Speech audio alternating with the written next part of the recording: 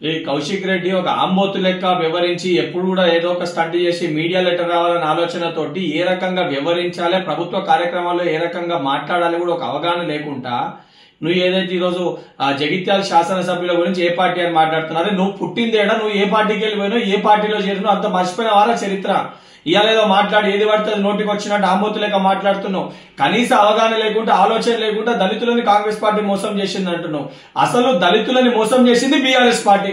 దళితుని ముఖ్యమంత్రి చేస్తా అని చెప్పి, దళితులకి 3 ఎకరాల భూమి ఇస్తా అని చెప్పి దళితులను ఆగం చేసి ఎస్సీ కార్పొరేషన్ ఫండ్స్ చేయకుండా పూర్తి స్థాయిలో దళితుల్ని మోసం చేసిన ఒక పార్టీ బీఆర్ఎస్ పార్టీ. బీఆర్ఎస్ కే ఘనత దక్కుతుంది. సిగ్గుశరం లేకుంటే ఇలా మాట్లాడుతున్నావు. ఆఖరికి హుజరాబాద్ ఎన్నికల సమయంలో దళితులకు 2వ విడత దళిత బంధు రావాలంటే నీ ఓట్లేసి గెలిపిస్తేనే దళిత బంధు వస్తుందని చెప్పి మాట్లాడిన ఒక వ్యక్తివి నువ్వు.